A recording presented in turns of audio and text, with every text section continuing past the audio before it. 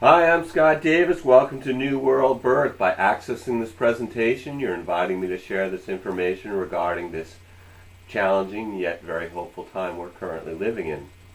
This is the prenatal care for the birth of a new world age report for the Gregorian date of July 4th, 2011, which is One Seed in the Mayan Tzolkin calendar. And we're currently experiencing the peak of the fourth day of the Univesal cycle, ninth wave cycle of the Mayan Tun calendar, and we're going to begin the energy of the fourth night on July 13th. July 4th also marks the halfway point of this ninth wave cycle. July 4th is One Seed, which carries themes of ripeness, sexual maturity, abundance through gratitude, planting, connecting with others, family, and germination.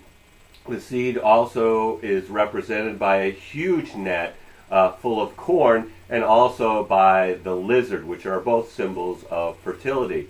This is the time to manifest abundance. Astrologically, this One Seed Tzolkin, or 13-day period, occurs on the heels of the July 1st Cancer new moon solar eclipse, which has the energy of new beginnings. And as we're reaching this peak of the fourth day, which is about new foundations, July 4th, Venus enters Cancer and receives support from Neptune. This has the quality of setting our personal heart in accord with unconditional universal love. At the same time, Mercury is being supported by Uranus, which aligns our personal thinking with the higher mind. So this is really inspiration for change and conscious awakening while experiencing the love of unity consciousness.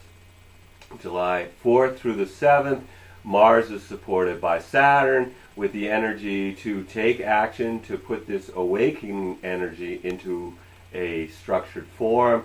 July 4th through the 10th, Jupiter is supported by Pluto, which it has the quality of the energy of expansive, transformational energy.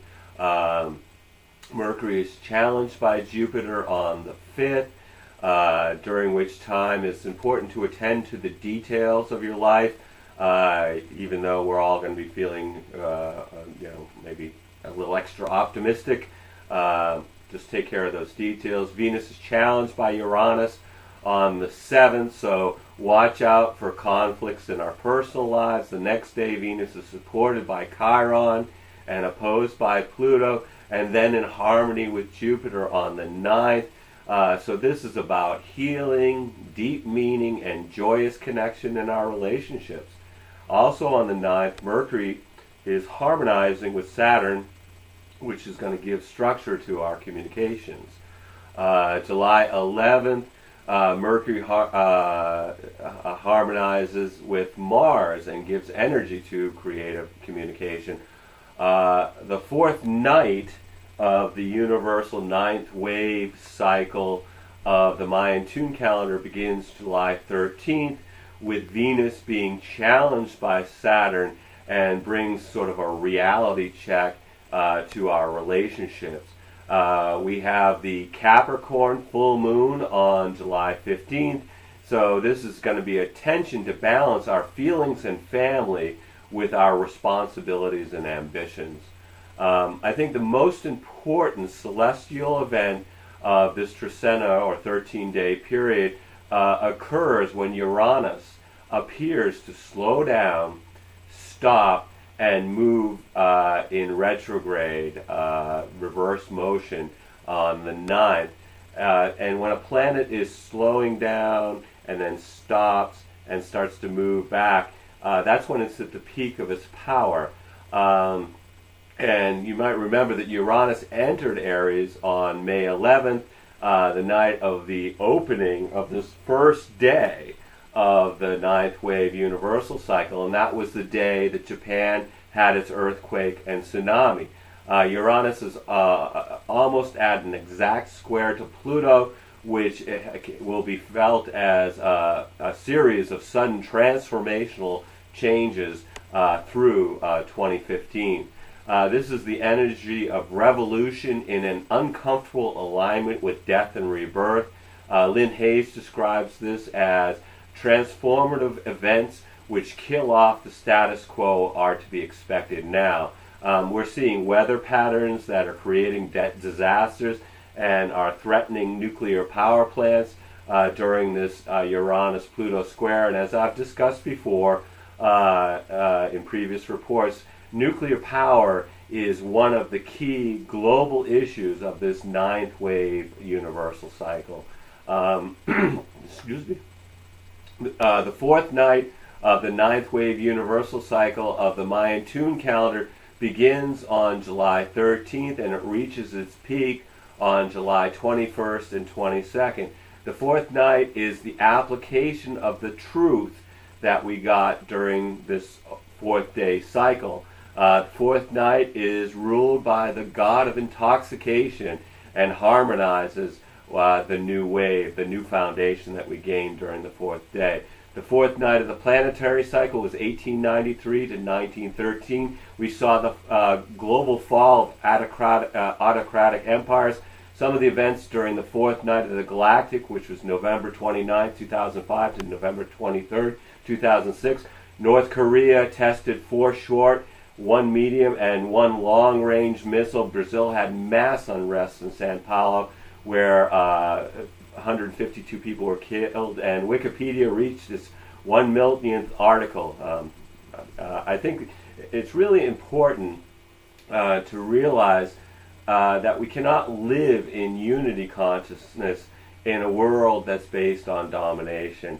And the completion of the Tune calendar on October 28, 2011 is about the birth of a new world age. The Maya have dates in the future as far out as 4772 AD, so clearly they do not see this time period as the end of the world. But that doesn't mean there won't be casualties of this experience. So I think it's really, really important to have this knowledge. It's key to making sure that you're not creating your own victimization. Remember that fear has been used for centuries to keep power in the hands of the few, and have faith that we are all one. Please remember to help those who are struggling with these changes, and be aware that this opening for consciousness will last another 117 days. Anyway, as always, I want to thank you for checking out New World Birth. The next segment of prenatal care for the birth of a new world age will be on July 17th for the One Earth Tzolkin Trecena, and at that point we will be talking about the peak of the fourth night of the Tune calendar. I'm definitely working on some stuff to talk about the comets and how they link in with the Hopi prophecies, and how that all really coincides with the time frames of the Mayan calendar. So that's something I hope to have together for the next report. Please, please, please share this information with anyone you think could benefit from it. I really feel it's important. We all have a role to play in this experience, and I want to make sure that people get the chance to play their role. As always, you can check New World Birth out on Facebook or YouTube, and I always invite you to email me at newworldbirth@yahoo.com. Again, the light in me honors the light in you. Namaste.